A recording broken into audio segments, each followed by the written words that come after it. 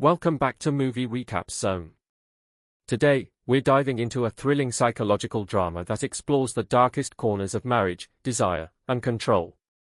The film we're recapping today is Deep Water. Spoilers ahead. If you haven't watched the movie, be warned, there are major twists and reveals coming your way. So, sit back, relax, and let's walk through this intense story. The film opens with a serene image. Vic Van Allen rides his bicycle through a quiet, sunlit neighborhood, giving us the first glimpse into the man's seemingly peaceful life. He arrives at his luxurious home, a symbol of his wealth and status. His wife, Melinda, sits outside the house, watching him return.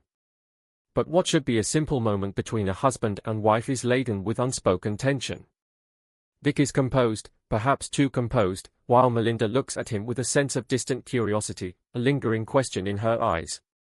There's something off about this picture-perfect marriage. We are soon introduced to their young daughter, Trixie, who is the most innocent and carefree presence in the household. She's listening to her favorite song on repeat, much to her mother's irritation.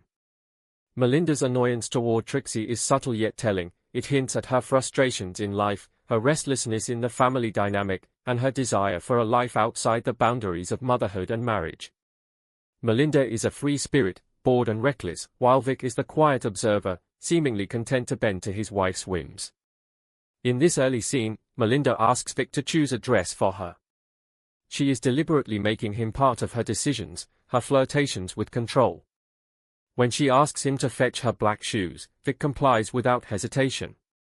It is clear that their relationship is one where Melinda holds power in their day-to-day interactions, but Vic's calm acceptance hides something darker. As we learn more about Vic, we realize that his passivity is merely a facade for the emotions simmering underneath the surface. The couple attends a party, surrounded by their upper-class friends. Vic and Melinda appear comfortable in this environment, sipping drinks, engaging in conversation, and smiling to blend into the social norms of the elite. But beneath the calm exterior, Melinda begins to unravel the control Vic tries to maintain. She notices Joe, an old friend, and immediately gravitates toward him. Melinda's behavior with Joe is flirtatious and bold, and soon, she pulls him away to a private corner of the party. Vic watches them, his expression unreadable. While Vic observes quietly, Melinda's actions speak volumes. She begins to kiss Joe in plain sight of others at the party. For Melinda, this is not just an act of infidelity, it's a game, a public display of rebellion. Afterward, she returns to the party as if nothing happened, playing the piano and charming the guests. Her ability to switch between moods is unsettling, highlighting the contrast between her brazen actions and Vic's stoic demeanor. Despite her blatant disrespect for their marriage, Vic smiles at her, not out of happiness but out of a sense of maintaining control. This moment reveals that Vic, while passive on the surface, does not react the way a typical husband might. Instead, he plots.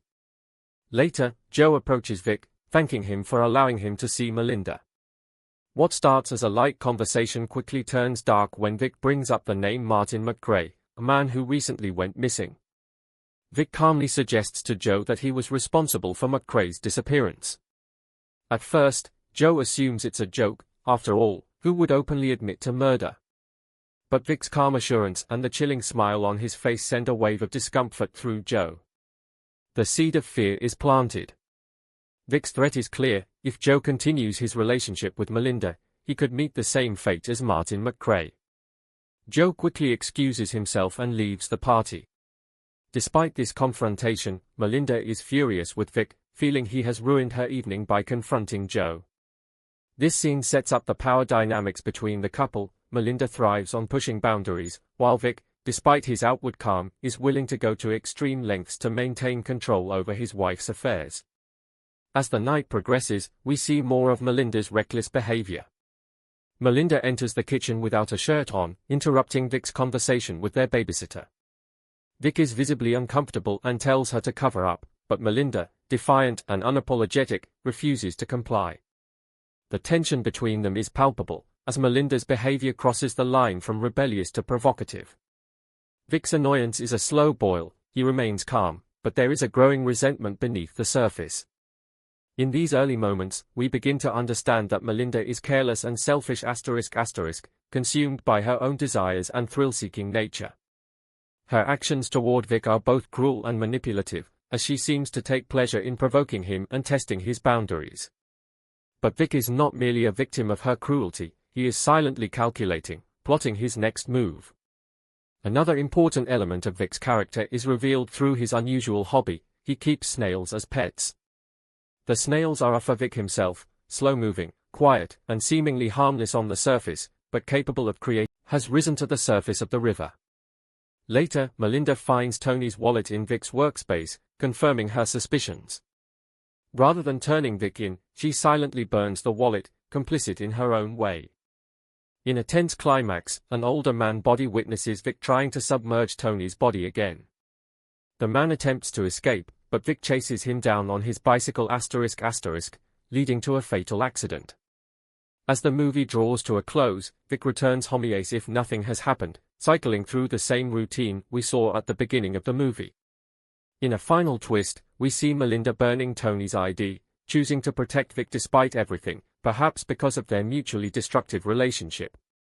The movie ends on a chilling note, leaving viewers questioning the nature of their toxic bond and wondering just how far both Vic and Melinda are willing to go to maintain their dark, twisted dynamic.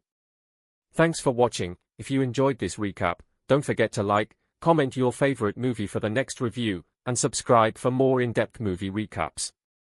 Stay tuned for more twisted tales. Helplessness among the group, they pity Vic but do not intervene, almost as if they are fascinated by the twisted dynamics of his marriage. Meanwhile, Melinda learns that her husband's threat has become public knowledge. She tells Vic to apologize to Joe and invites him to dinner as a peace offering. But this is not an act of remorse, it is yet another manipulation tactic, a way for Melinda to assert her control over the situation and humiliate Vic further. The tension rises on the night of the dinner. Joe arrives, nervous and unsure of what to expect.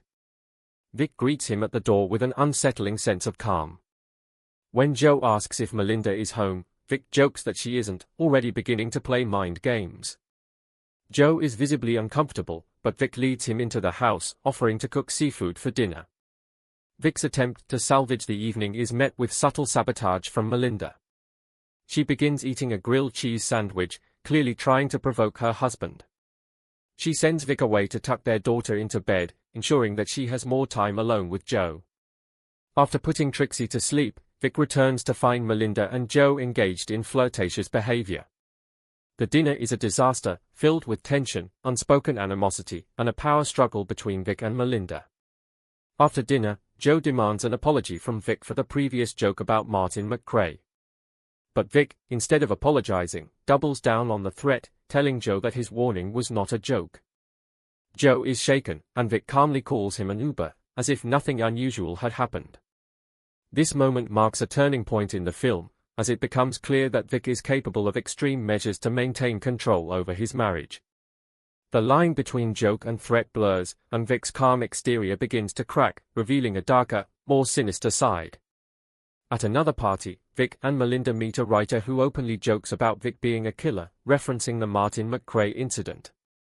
The tension between the couple escalates as Vic watches Melinda continue to flirt with other men. In one instance, she tries to provoke Vic by engaging with him inappropriately while he is driving, but this only adds to the building tension between them. Despite their ongoing battles, Vic and Melinda have moments of intimacy which further complicates their relationship. These moments of closeness are fleeting and overshadowed by the constant power struggle between them. Their physical connection is more a manifestation of control and manipulation than genuine affection. One morning, as Vic watches Trixie play, he receives a call from the bank, alerting him to a suspicious transfer of $3,000 from Melinda's account. The money was sent to a man who plays the piano, raising Vic's suspicions. He begins to investigate this man, eventually discovering that Melinda has been having an affair with him. That night, when Melinda comes home drunk, Vic confronts her about her whereabouts. She brushes off his concerns, acting as though her infidelity is of no consequence. Vic's frustration grows, but once again, he suppresses his anger. Melinda's blatant disregard for Vic's feelings is a recurring theme throughout the film, and each time she pushes him, Vic's resolve to take action strengthens. Vic's suspicions are confirmed when he sees Melinda flirting with the pianist, a handsome and talented man who has captured her attention. Vic feels powerless as he watches his wife's affair unfold before his eyes. The tension in their marriage reaches new heights as Melinda becomes more brazen, openly admitting to Vic that she had an amazing time with the pianist. This revelation pushes Vic to his breaking point, and his obsession with control becomes more apparent. Despite his outward calm, Vic is unraveling, and his next move will have devastating consequences for those involved in Melinda's affairs. Melinda throws another party, inviting the pianist to join them. Vic is forced to shake hands with the man who is sleeping with his wife, adding to his growing humiliation. A storm rolls in, and it begins to rain, forcing everyone inside. As the party continues, the pianist disappears, and Melinda grows concerned. She goes to check on him, only to discover his lifeless body floating in the pool. Her scream echoes through the night, and the guests rush outside in a panic. Despite their efforts to revive him, the pianist is dead. The police arrive to investigate, and Melinda accuses Vic of murdering her lover. The tension between them has reached a boiling point, and Melinda's accusations cast doubt on Vic's innocence. However, the police find no evidence of foul play, and Vic remains calm throughout the questioning. As the days go by, Vic begins to unravel. Vic lures Tony into his car, driving him to a secluded location far from the city. As they talk about Melinda, Vic grows increasingly agitated, questioning Tony about his relationship with her. The conversation takes a dark turn when Vic picks up a heavy rock and strikes Tony, killing him in a fit of rage.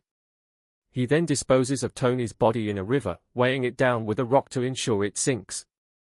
The next day, Vic returns to the scene with Melinda and Trixie for a picnic, only to discover that Tony's body is floating at the surface of the river. Panicked, Vic tries to fix his mistake, but Melinda's suspicions grow when she finds Tony's wallet in Vic's possession. The film ends with Melinda burning Tony's ID, choosing not to report Vic to the police. This final act suggests that, despite their twisted and toxic relationship, Melinda has decided to stay with Vic. Perhaps she is drawn to the danger he represents, or maybe she recognizes that they are two sides of the same coin, both capable of cruelty, manipulation, and control. And that's how the movie ends. Thanks for watching this recap. If you enjoyed it, please comment with your favorite movie, and we'll make sure to recap it in.